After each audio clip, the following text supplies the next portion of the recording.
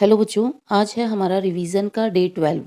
बीच में 2 दिन मैं कोई वीडियो नहीं बना पाई, उनको मैं जल्दी से ही बना दूंगी ताकि आप अपना रिवीजन समय पर पूरा कर पाएँ और कोई चैप्टर आपका छूटे ना। तो चलिए जल्दी से देखते हैं आज के वीडियो में हमने कौन सा चैप्टर चूज़ किया है रिवीजन के लिए। आज मैंने लिया है कार्नेलिया का गीत। कविता है जयशंकर प्रसाद की, बहुत इम्पोर्टेंट कविता है। जयशंकर प्रसाद बहुत इंपॉर्टेंट राइटर है। पेपर के पर्पज़ से आपको दोनों कविताएं इनकी ज़रूर पढ़नी है। तो कार्नेलिया का गीत हम कैसे रिवाइज करेंगे? सबसे पहले मैंने कुछ मुख्य बिंदु उठाए हैं जो कि उस कविता को पढ़ने से पहले हमें पता होने चाहिए। उसके बाद मैंने सारांश लिया है। सारांश व्याख्या के पर्पज़ से है कि अगर व्याख्या उसमें से आती है तो आप लोग व्याख्या भी अच्छे से कर पाएँ। उसके बाद मैंने लिए हैं कुछ प्रश्न उत्तर। एनसीईआरटी के सारे नहीं उठाए, जो इम्पोर्टेंट प्रश्न उत्तर हैं परीक्षा में आने लायक केवल वो उठाए हैं, क्योंकि ये एक इम्पॉर्टेंट कविता है।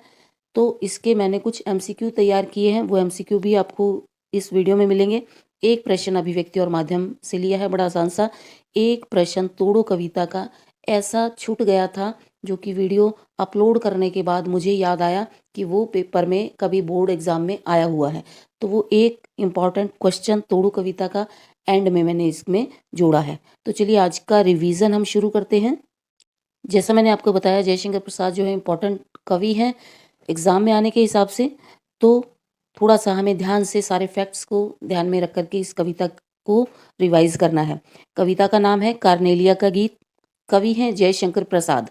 जयशंकर प्रसाद ने एक नाटक लिखा है चंद्रगुप्त नाम का, और चंद्रगुप्त नाम के नाटक में ये कविता एक गीत के रूप में लिखी गई है। तो आपको कार्नेलिया का गीत, कवि का नाम जयशंकर प्रसाद, और कवि ने जो ओरिजिनल नाटक लिखा है चंद्रगुप्त, ये तीनों पता होने चाहिए। आज की कविता की हमारी भाषा है। 3 शब्द मैंने लिखे हैं, जो आपको याद रह जाए वो आप प्रयोग कर सकते हैं। तत्सम शब्दों का प्रयोग है इस कविता में बहुत ज़्यादा। तत्सम शब्दों के प्रयोग वाली भाषा को हम दूसरे शब्दों में संस्कृत निष्ठ भाषा भी कहते हैं। तत्सम का अर्थ ही है संस्कृत के शब्दों को उठा लेना एज इट इज़। तो आपको तत्सम शब्द याद रहता है तो बहुत अच्छा, संस्कृत निष्ठ भाषा याद रहती है तो और अच्छा। लेकिन अगर इन दोनों में से कोई सा भी शब्द आपको याद करने में मुश्किल लगता है तो आप कठिन भाषा का प्रयोग किया गया है ये भी लिख सकते हैं, तो ये भी चलेगा, क्योंकि भाषा इनकी सरल नहीं है। तत्सम शब्द है तो कठिन भाषा का प्रयोग आप ये याद कर सकते हैं। तो चलिए देखते हैं सामान्य जानकारी के बाद इसके मुख्य बिंदु, जो कि हमें कविता को पढ़ने से पहले पता होने चाहिए, जिनको हम प्रसंग के रूप में लिख सकते हैं व्याख्या में। कविता को समझने से पहले भी हमें कुछ बेसिक जानकारी चाहिए। जैसे मैंने बताया चंद्रगुप्त नाटक से लिया गया है। तो चंद्रगुप्त जो था कहाँ का राजा था? मगध का राजा था। मगध पर चंद्रगुप्त मौर्य का शासन था। उधर सिकंदर का सेनापति सेल्यूकस, इन दोनों कैरेक्टरों का खास रोल है चंद्रगुप्त नाटक में। तो थोड़ा सा बैकग्राउंड हम देख रहे हैं। सिकंदर के सेनापति का नाम है सेल्यूकस। सेल्यूकस की पुत्री का नाम है कार्नेलिया हेलेना, उसका पूरा नाम है कार्नेलिया हेलेना। तो हमें सिर्फ इतना पता होना चाहिए कि कार्नेलिया कौन है, तो वो सेल्यूकस की पुत्री है। सेल्यूकस ने चंद्रगुप्त पर आक्रमण किया एक बार और वो हार गया। अब ये कनेक्शन थोड़ा सा बनना शुरू होगा कि क्यों मैंने सेल्यूकस का नाम लिया और क्यों चंद्रगुप्त का नाम लिया। तो यहाँ से हमारा कनेक्शन शुरू होता है। मगध का राजा है चंद्रगुप्त और किसी दूसरे देश का राजा है सेल्यूकस। सेल्यूकस ने चंद्रगुप्त के ऊपर आक्रमण किया। सेल्यूकस जो है उस आक्रमण में हार जाता है और चंद्रगुप्त उसे बंदी बना लेता है। तो संधि के रूप में उसे अपनी पुत्री कार्नेलिया का विवाह चंद्रगुप्त से करना पड़ता है। जब कार्नेलिया विवाह करके भारत आती है तो भारत उसे अपने देश जैसा ही लगता है। तो ये थोड़ी सी बेसिक जानकारी है जो हमें पता होनी चाहिए कि कार्नेलिया कौन थी, वो भारत में क्यों आई थी। इस पूरे गीत में वो भारत के प्राकृतिक सौंदर्य, उसकी भौगोलिक विशेषताओं और यहाँ के लोगों का वर्णन करती है। पूरा गीत जो है भारत की सुंदरता के बारे में है, कुछ कुछ लोगों की विशेषताओं के बारे में है। सारा प्राकृतिक सुंदरता से भरा हुआ ये गीत है। चलिए इसका सारांश देखते हैं। कार्नेलिया भारत को अपना देश मानने लगती है। चंद्रगुप्त से जब उसका विवाह हो जाता है और वो चंद्रगुप्त की पत्नी बनकर के भारत में रहने आती है तो वो भारत देश को अपना लेती है, भारत को अपना मानने लगती है और इसकी प्राकृतिक सुंदरता का दिल खोलकर वर्णन करती है। कार्नेलिया भारत देश को सूर्योदय का देश कहती है। यहाँ का जो देश है, यहाँ की जो प्रकृति है, यहाँ के जो लोग हैं, सब बहुत मिठास भरे हैं, मधुरता भरी हुई है सबके अंदर। इस देश में अनजान लोगों को भी सहारा मिलता है। यहाँ के लोग हमेशा एक दूसरे की मदद को तैयार रहते हैं। कार्नेलिया का विवाह हुआ चंद्रगुप्त से, तो कार्नेलिया को चंद्रगुप्त की पत्नी के रूप में भारत ने अपना लिया था। तो ये उसकी फीलिंग्स के बारे में भी है कि इस देश में कोई अनजान व्यक्ति भी अगर मदद मांगने के पर्पज से आएगा तो उसे मदद हमेशा मिलती है। इन विशेषताओं के बाद कार्नेलिया जो है भारत की प्राकृतिक विशेषताओं पर आती है कि जैसे ही यहाँ सूर्योदय होता है, तालाबों में कमल के फूल खिल उठते हैं, और जब कमल के फूल खिल जाते हैं तो उनके ऊपर जो धूप पड़ती है तो वो कमल के फूल बहुत सुंदर दिखाई देते हैं। चारों तरफ वातावरण इतना सुंदर है कि हरियाली छाई रहती है। जैसे ही सूर्योदय होता है और सूरज की किरणें हरियाली पर पड़ती हैं, जब सूरज उगता है तब वो थोड़ा सा रेड या ऑरेंज कलर का होता है, तो जब उसकी किरणें हरी घास पर या हरे पेड़ों की पत्तियों पर पड़ती हैं तो ऐसा लगता है मानो किसी ने उन हरे पेड़ों पर, हरी घास पर ढेर सारा सिंदूर बिखेर दिया हो। जैसे ही सूरज उगता है, छोटे छोटे पक्षी रंग बिरंगे जिनके पंख हैं वो इधर से उधर, कोई भोजन की तलाश में, कोई घर की तलाश में इधर उधर उड़ने लगते हैं। तो उन पक्षियों के लिए कवि ने कहा है कि सूर्योदय के साथ ही रंग बिरंगे पंखों वाले पक्षी जो हैं ठंडी सुगंधित हवा की तरफ खींचे चले आते हैं। यानी भारत की हवा ठंडी सुगंधित है, पक्षी भी इससे अट्रैक्ट हो जाते हैं और यहाँ आकर बस जाते हैं, भारत को ही अपना निवास स्थल बना लेते हैं। आगे है, भारत के लोग दूसरों के दुख को देखकर दुखी हो जाते हैं और उनकी आंखें जो हैं बादलों की तरह बरस पड़ती हैं। यानी भारत के लोगों को कोई दूसरा व्यक्ति अपना दुख सुनाने लगता है तो वह बहुत जल्दी भावुक हो जाते हैं, उनका मन करुणा से भर जाता है और उनकी आंखों से आंसू गिरने लगते हैं। आगे फिर से भौगोलिक सुंदरता का वर्णन है कि दूर दूर से सागर की लहरें आती हैं और भारत में ही आकर जो है वो किनारा ढूंढती हैं। लहरें भारत में आकर किनारा ढूंढती हैं, इसका मतलब हम कैसे निकाल सकते हैं कि भारत की जब भौगोलिक स्थिति को हम देखते हैं या भारत के जब नक्शे को हम देखते हैं तो नीचे की तरफ जो है हमें समुद्र दिखाई देता है, तो दूर दूर तक समुद्र होता है, तो समुद्र की लहरें बहुत दूर से कहीं से बहती आती हैं और भारत में आकर के उनको किनारा मिलता है। तो ये इसकी भौगोलिक स्थिति का वर्णन है। एंड की दो पंक्तियों में सूर्योदय का एक और मनमोहक वर्णन किया गया है, एक दृश्य बनाया गया है, एक बिंब बनाया गया है, और वो बिंब क्या है कि आसमान है और आसमान में तारे जो हैं रात भर जग कर थक गए हैं। आसमान के तारे जो हैं पूरी रात जागते रहे हैं, पूरी रात चमकते रहे हैं, लेकिन जब सुबह होने वाली होती है ऐसा लगता है मानो वो थक गए हैं, वो नींद में ऊँग रहे हैं और सोने वाले हैं, क्योंकि उनकी चमक जो है थोड़ी कम हो जाती है, इसलिए लगता है कि वो नींद में है, पूरी रात जागे रहे हैं। तभी उषा, उषा यहाँ मानवीकरण अलंकार है। उषा जो है सुबह को कहते हैं और कवि ने सुबह को एक औरत की तरह से बताया है, औरत की तरह से चित्रित किया है कि एक लेडी है, उसका नाम मान लो उषा है, और वो अपने सर पर एक घड़ा भर करके लाई है जिसमें सोना भरा हुआ है, और वो आती है और वो पूरे सोने को आकाश में लुढ़का देती है, और जैसे ही उसने वो घड़ा लुढ़काया आकाश में दिन निकल आता है, क्योंकि चारों तरफ वो सुनहरी रोशनी फैल जाती है। तो ये एक तरीके से बिंब बनाया, एक तरीके से दृश्य बनाया है कि सूर्योदय जो है कितना सुंदर दिखाई देता है, कि जैसे सोना आकाश में फैलता है एकदम से सूर्योदय हो जाता है और तारे जो हैं सारे छिप जाते हैं धुंधले होकर के। तो ये था कविता का सारांश। इस कविता के 4 इंपॉर्टेंट क्वेश्चंस मैंने आप लोगों के लिए इस वीडियो में ऐड किए हैं। चलिए उनको देखते हैं तो थोड़ा सा लाइनों का मतलब और ज़्यादा स्पष्ट हो जाएगा। पहला प्रश्न है, कार्नेलिया का गीत में जयशंकर प्रसाद ने भारत की किन विशेषताओं की ओर संकेत किया है? आंसर देखते हैं। इसमें हमें पूरा लिख देना है पॉइंट वाइज कि किन किन चीज़ों का वर्णन किया गया है। एक सिंपल सा प्रश्न है, पेपर में आने लायक थोड़ा सा नहीं है, लेकिन फिर भी बहुत सारी जानकारियों को कवर करता है, इसलिए मैंने इसको शामिल किया है। इस कविता में कार्नेलिया ने भारत के प्राकृतिक विशेषताओं का, सूर्योदय का और यहाँ के लोगों का वर्णन किया है। ये इस कविता का मुख्य बिंदु है। किस किस चीज़ का वर्णन है? भारत की प्राकृतिक सुंदरता का, सूर्योदय का और यहाँ के लोगों का। भारत को सूर्योदय का देश माना जाता है। भारत की प्राकृतिक सुंदरता बड़ी मनमोहक है। भारत का सूर्योदय बड़ा मनमोहक है। भारत में अनेक प्रकार के पशु पक्षियों का आवास है। बहुत प्रकार के पशु पक्षी यहाँ पाए जाते हैं। हर ज़रूरतमंद की भारत मदद अवश्य करता है। कोई भी व्यक्ति अगर मदद मांगने आता है भारत के पास तो भारत उसकी हमेशा मदद करता है। हर दुखी व्यक्ति के दुख में वह करुणा से भर जाता है। सागर की लहरों को भी भारत में आकर सहारा मिलता है। ये कुछ ऐसे पॉइंट हैं जो इस कविता में डिस्कस किए गए हैं। आपको लाइन वाइज इसको सीक्वेंस में लिख देना है। चलिए दूसरा प्रश्न देखते हैं। ये आपकी परीक्षा में आने लायक एक इम्पॉर्टेंट प्रश्न है, इसको थोड़ा सा ज़्यादा ध्यान से देखना पड़ेगा। उड़ते खग और बरसाती आंखों के बादल में क्या विशेष अर्थ है? दो वाक्यांश दिए गए हैं, यानी दो अलग अलग टर्म दी गई हैं। एक है उड़ते खग और दूसरा है बरसाती आंखों के बादल। इन दोनों का हमें मतलब बताना है कि क्या बताते हैं इस कविता में। चलिए देखते हैं पहले। उड़ते खग, उड़ते हुए छोटे पक्षियों को कहा गया है। जब दूसरे देशों में सर्दी या गर्मी बहुत ज़्यादा पड़ती है तो वहाँ के देशों से कुछ पक्षी जो है भारत में आकर अपना ठिकाना बना लेते हैं, अपना ठिकाना ढूंढते हैं। और जब उनके देशों में वो जलवायु अनुकूल हो जाती है तो वो वापस भी चले जाते हैं। और कुछ पक्षी जो है यहाँ भी रह जाते हैं, क्योंकि भारत की जलवायु सबके लिए अनुकूल है। जैसे ही सूर्योदय होता है, रंग बिरंगे बहुत सारे पक्षी इधर से उधर उड़ने लगते हैं, कुछ भोजन की तलाश में, कुछ अपना घोंसला बनाने की तलाश में। तो इन सब के लिए कवि ने उड़ते खग शब्द का प्रयोग किया है। खग जो है पक्षी को कहते हैं। और पक्षी क्यों उड़ रहे होते हैं? कुछ जो है भोजन की तलाश में और कुछ जो है भारत में अपना आश्रय ढूंढते हैं। आश्रय क्यों ढूंढते हैं?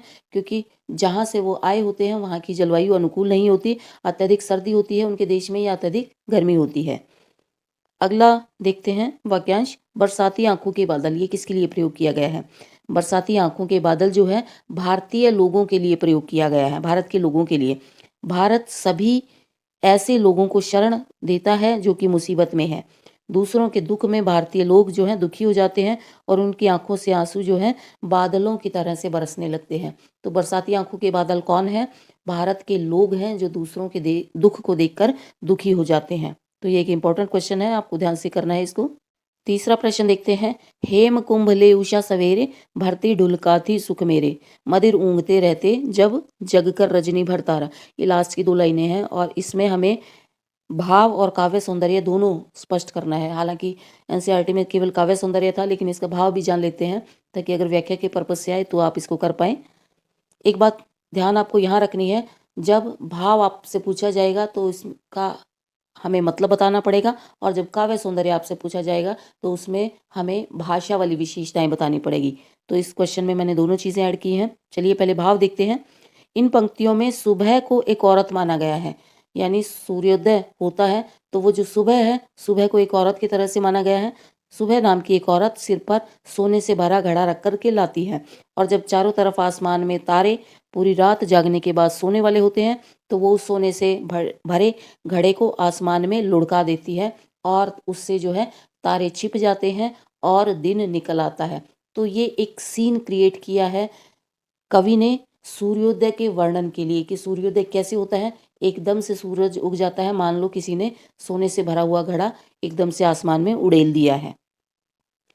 इन पंक्तियों का अगर हम काव्य सौंदर्य देखें कि क्या काव्य सौंदर्य है, भाषा की क्या विशेषताएं हैं, तो सबसे पहली विशेषता जैसे हमने शुरू में पढ़ी थी, तत्सम शब्दों का प्रयोग है, अनुप्रास अलंकार का प्रयोग है और मानवीकरण अलंकार है इस कविता में, क्योंकि उषा को एक औरत के रूप में चित्रित किया गया है। और ये दो लाइनें केवल मानवीकरण अलंकार की वजह से इम्पॉर्टेंट बन जाती हैं। तो आपको ये दो लाइनें जो हैं व्याख्या के पर्पज से भी तैयार रखनी है और क्वेश्चन आंसर्स के हिसाब से भी। अगला प्रश्न देखते हैं। जहां पहुंच अनजान क्षितिज को मिलता एक सहारा, पंक्ति का आशय स्पष्ट कीजिए। ये भी एक इम्पॉर्टेंट लाइन है। चलिए देखते हैं इस प्रश्न का उत्तर।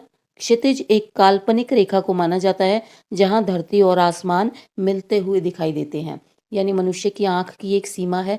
हम जहां तक स्पष्ट देख पाएंगे हमें अलग अलग से धरती और आकाश दिखेगा, लेकिन जहां हमारी आंखों की सीमाएं जो है जितनी दूर के बाद देखना बंद कर देंगी तो वो धरती और आसमान हमें मिलते हुए दिखाई देते हैं।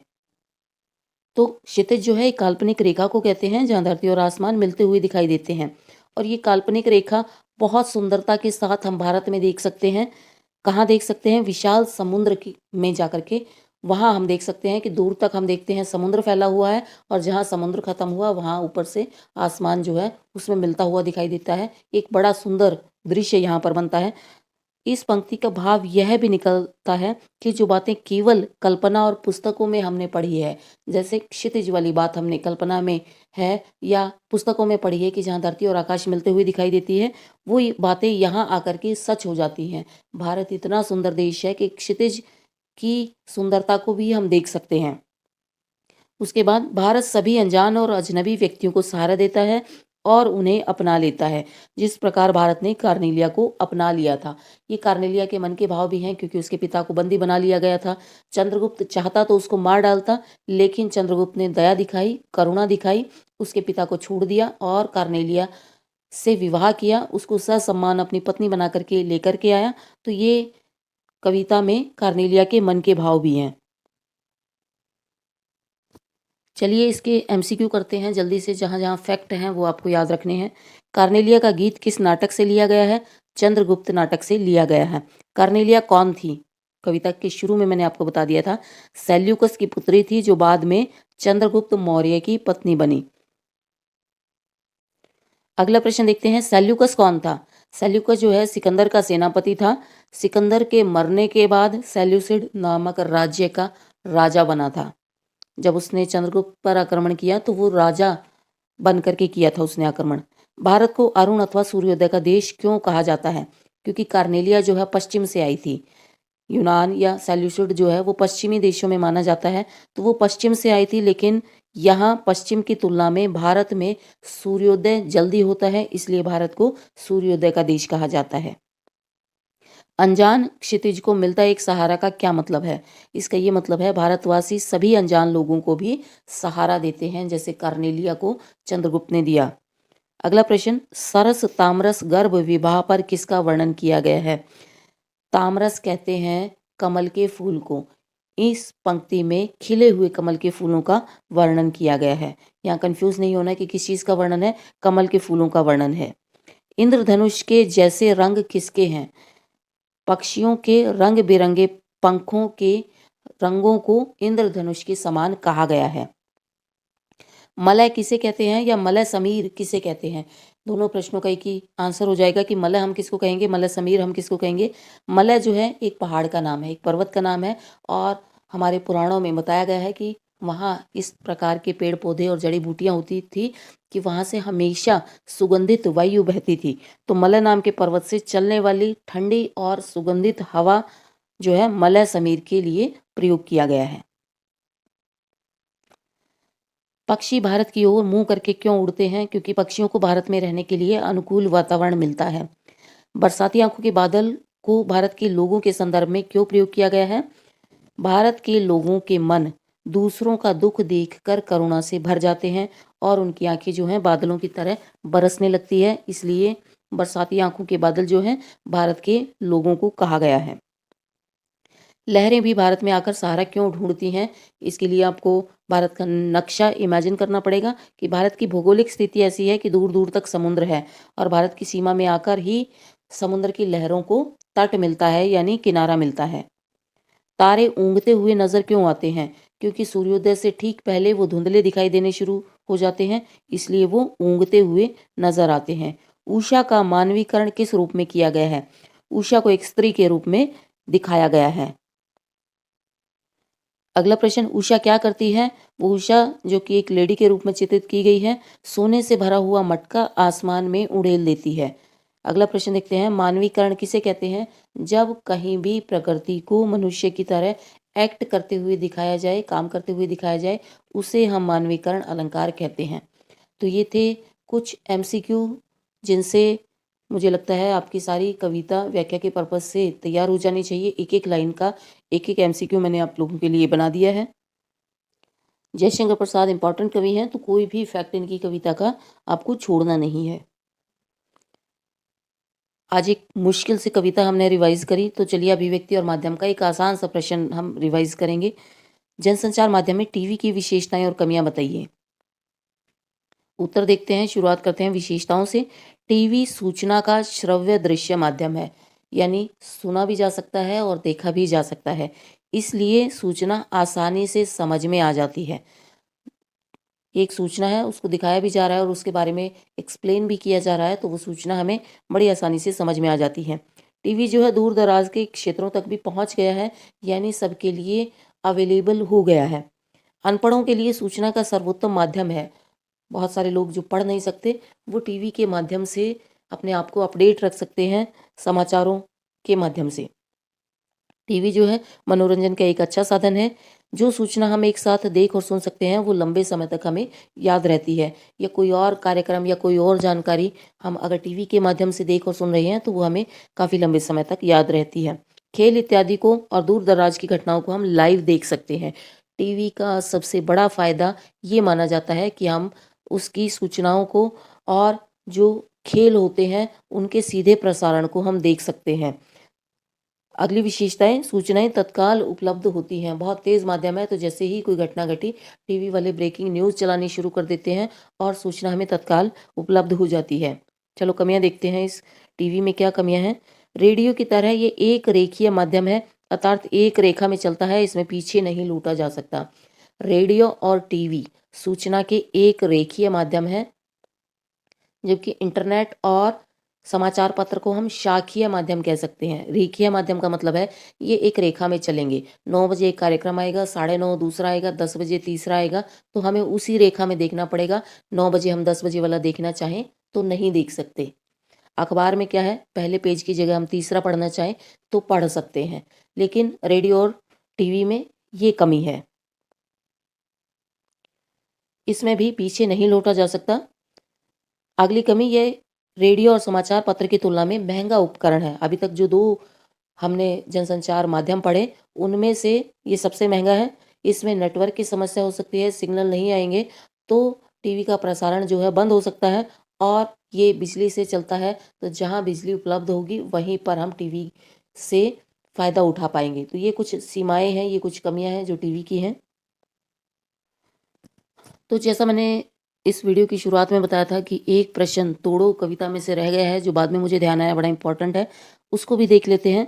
इस कविता में कवि तोड़ो तोड़ो के माध्यम से विध्वंस की नहीं बल्कि सृजन की प्रेरणा देता है। सिद्ध कीजिए।